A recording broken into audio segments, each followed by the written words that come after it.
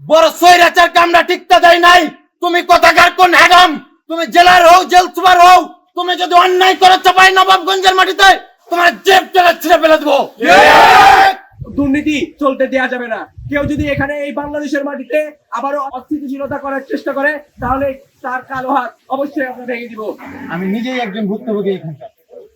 আমার এক ভাইকে গত কয়েকদিন আগে আমি জেলখানায় দেখতে আসি। বলা হয় 1500 টাকা দেওয়া হলে আপনাকে দেখতে দেওয়া হবে। এখানে সেই দিন আমার কাছে যিনি টাকাটা চাই ওনার নাম শরীফুল এবং এখানে আকবর, জামাতার আকবর ছিলেন। আমার কাছে 1500 টাকা নিয়ে ওনারা দেখতে চাই। পরবর্তীতে আমি মুঠোফোনে ভিডিও ধারণ করে শরীফুলের হাতে টাকাটি দিই। পরবর্তীতে তাদের আরেক স্টাফ সেই আমার ভিডিও দেখে নিয়ে শরীফুলকে বলে টাকা ফেরত দাও, ভিডিও করে নিয়েছি। আমাকে টাকাটা দিয়ে বলে একটু দাঁড়ান, পরবর্তীতে আপনাকে দেখাচ্ছি। আমাকে টাকা দিয়ে শরীফুল ভাই এখান থেকে কেটে পড়েন। এইখানে শুধু আমি ভুক্তভোগী একজন না, এটা প্রতিনিয়ত এই জায়গায় ঘটে। এখানে যে জড়িত থাক না কেন, জেল সুপার হোক, জেলার হোক, তুমি যেই হও না কেন, বাংলাদেশে বড় সৈরাচার কামরা টিকতে দেয় নাই। তুমি কথাকার কোন হ্যাগাম? তুমি জেলার হও, জেল সুপার হও, তুমি যদি অন্যায় করো চাপাই নবাবগঞ্জের মাটিতে, তুমি যদি দুর্নীতি করো, ঘুষ বাণিজ্য করো, সিট বাণিজ্য করো, তোমার জেব টেনে ছিঁড়ে ফেলে দেবো। ভুলে গেলে চলবে না, জীবন দিতে আমার ভাইয়েরা ভয় করে নাই।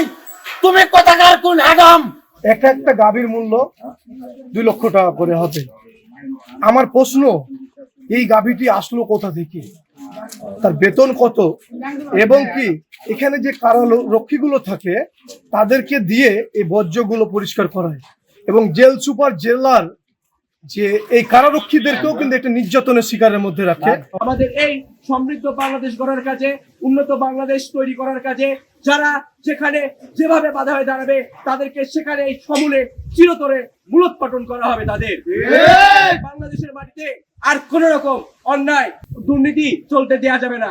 কেউ যদি এখানে এই বাংলাদেশের মাটিতে আবারও অস্থিতিশীলতা করার চেষ্টা করে তাহলে তার কালো হাত অবশ্যই আমরা ভেঙে দিব।